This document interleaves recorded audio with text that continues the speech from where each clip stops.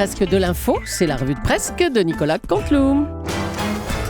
Et ce matin, c'est notre ami Guillaume Durand qui est avec nous. Bonjour Guillaume. Oui, bonjour ma chère Julie, bonjour à vous qui nous écoutez, à moi qui m'écoute. Chère Natacha, cher Thomas, cher Jean-Marc, cher Lolo, tout le monde va bien. Oui. Je pose la question, personne n'a chopé la grippe encore? Non, ça va. Non. Non, parce que je vais tout vous dire, j'hésite à me faire vacciner. Qui va se faire vacciner par exemple dans le studio là? Bon, ne répondez pas, de toute façon, je m'en fous. Non, mais je m'en fous, il n'y a que moi qui m'intéresse. Thomas, Ouais. écoute-le. Tiens, vous avez vu que les pharmaciens veulent vacciner eux-mêmes. Ouais. Ben, moi, je suis pour. Je suis sûr que certains, bientôt, je suis certain qu'on pourra se faire vacciner, voire même opérer à distance. Moi, en plus, j'ai déjà fait d'être opéré à distance. Quoi? Vous êtes déjà fait opérer à distance, Guillaume? Ben oui. Écoutez, c'est tout récent d'ailleurs. C'était une sorte d'ablation, une ablation du troisième tiers, sans anesthésie. Ah d'accord. Ça va mieux, mais je dois vous avouer, cher Thomas, que ça me lance encore un petit peu quand j'y pense. C'est encore un petit peu douloureux. Vous voyez à ce niveau-là, au niveau Enfin, vous l'avez compris. Allez, puisqu'il faut bien aller dîner chez Coste un jour ou l'autre, à la mine tout de suite, au charbon. C'est parti pour les titres. On vous écoute, Guillaume. Incendie de maternelle à Corbeil. Une maternelle attaquée avec une voiture bélier en flammes. Cazeneuve, ministre de l'Intérieur, était sur place, protégé par Najat Vallaud-Belkacem. Oui, parce qu'il est beaucoup plus petit qu'elle. Alors, qui a pu faire ça? Natacha, la spécialiste de l'éducation, Natacha. Les mômes sont précoces, mais c'est quand même pas un gamin de 3 ans qui a balancé une bagnole, une voiture bélier en flammes dans sa maternelle. Alors écoutez, d'après ce que je sais, la police a 2 pistes. Comme c'est forcément quelqu'un qui a redoublé sa maternelle, on sera d'accord. C'est clair. C'est soit un candidat de Secret Story, soit un footballeur. Alors les indices, si la voiture fait plus d'1 million d'euros, c'est un footballeur. Si elle a des néons violets à l'intérieur, c'est de la télé-réalité. Bien vu. Beau geste pour exprimer leur deuil à propos de Christophe Marjoril. Tous les oiseaux des côtes bretonnes ont coloré leurs plumes en noir mazout. Ça, on adore ça. On laisse Julie respirer, on se change de tête. S'il vous plaît, oui. Rêve d'enfant, ça n'a pas dû échapper à Natacha. L'info était dans l'Express ou Le Point. Hervé Mariton a exigé, qu'on lui accorde à lui aussi 40 minutes sur France 2, comme Nicolas Sarkozy. Et dimanche dernier, d'ailleurs, qui était l'invité dimanche dernier de Laurent Delahousse, pardon. Monsieur Morandini. C'était Brad Pitt, non? Très bien, bravo, c'était Brad Pitt. Donc on aurait en invité du JT de semaine en semaine un ancien président de la République, Nicolas Sarkozy, puis Brad Pitt, puis Hervé Mariton. Cherchez l'erreur, c'est logique. Ça fait sens. On prévient Hervé Mariton. Si France 2 lui accorde vraiment ces 40 minutes, Hervé Mariton, je m'engage à aller à pied à Lourdes, même en moonwalk. Et puis fausse joie, on espérait la libération des lycéennes nigérianes, et puis en fait non, rien. A priori, c'est également Boko Haram qui a pris en otage les cartes de membres de chez Castel, des auteurs de Canteloup qui n'ont toujours pas été libérés non plus. Toujours pas. Ou alors on ne sait pas, on cherche une explication, c'est peut-être la public relation de chez Castel qui a chopé Ebola, on ne sait pas. Non, mais c'est vrai, elle est peut-être en quarantaine, du coup elle ne peut pas faire son boulot correctement, c'est possible. En tout cas, dans les 2 cas, c'est inquiétant. Vous lâchez pas le morceau, les auteurs là. Allez, on va parler de la disparition de ce grand patron français. Les hommages sont unanimes. François Hollande, bonjour. Oui, bonjour. Vous vous souvenez de celui que ses employés surnommaient Big Moustache? Oui, je me souviens avec émotion, pardonnez-moi, mais c'est ainsi que je l'appelais, de Cricri de Marjorie, de Big Moustache. Vous savez quoi? Oui, il n'y a pas de haut, monsieur Cabrol. Vous savez comment il s'amusait à m'appeler, lui? Non, on sait Big pas. Moustache, il m'appelait Big Déficit. Big Moustache, Big Déficit. Mourrions ensemble. Christophe de Margerie était un... J'ai du mal à parler au passé, vous voyez. Christophe de Margerie était un grand homme d'entreprise, un capitaine d'industrie, comme on dit, comme le veut l'expression. Oui, grand visionnaire, grand capitaine d'industrie. Et il m'avait dit avec affection, François, si t'étais PDG de Total, François, on aurait déjà mis la clé sous la porte. Il m'avait même rajouté, ça m'avait beaucoup fait sourire à l'époque. Il m'avait dit, même pompiste chez nous, t'aurais pu faire couler la boîte. Non, sympa. Il était très affectueux avec moi. Il m'avait dit, tu sais, je t'aime beaucoup, Big Deficit, mais jamais, tu m'entends, jamais je ne t'embaucherai chez Total. Bref, c'est un visionnaire, le gars. Ah oui. Vous connaissez bien le groupe Total, vous, monsieur Hollande? Oui, bien sûr. Comme, racontez. Oui, j'étais très proche de ce groupe Total.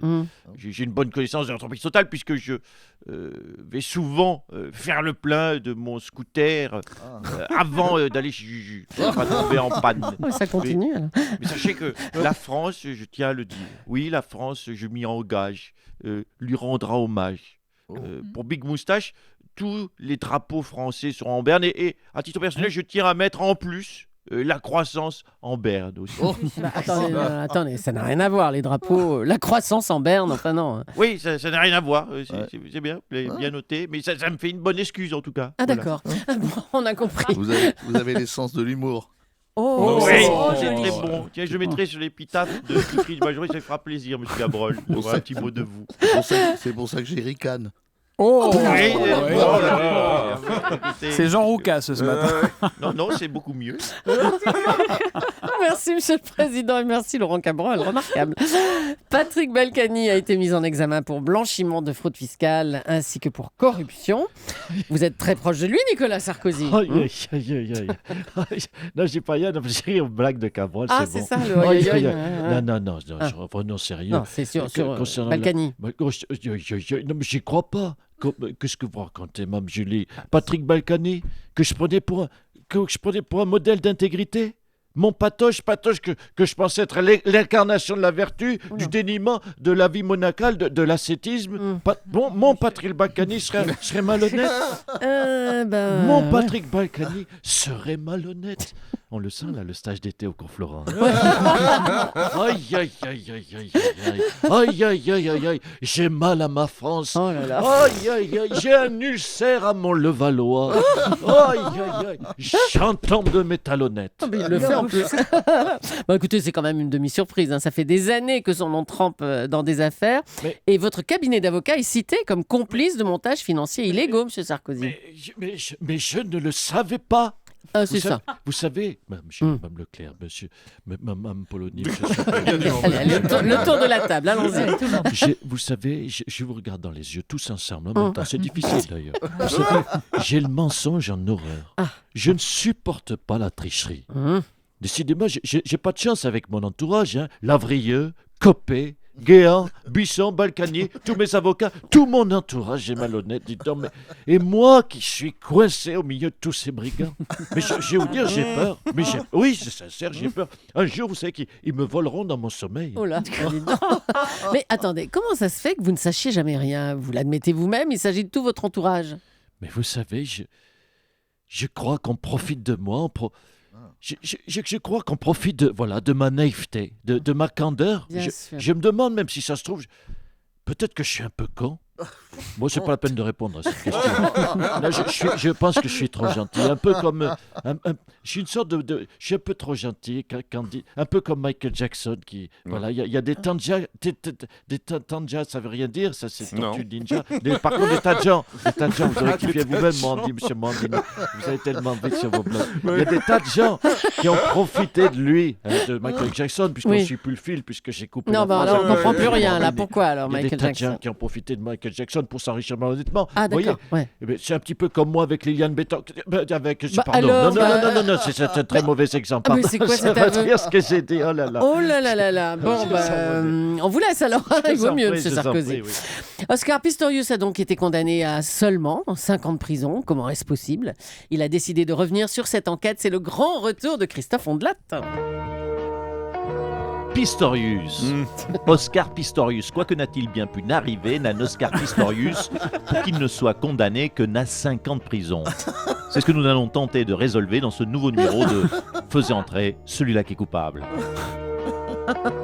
Nous sommes à Pretoria, à quelques kilomètres de la frontière italienne, plus précisément en plein cœur de l'Argentine. Oscar Pistorius est dans le box des accusés, il attend sa sentence.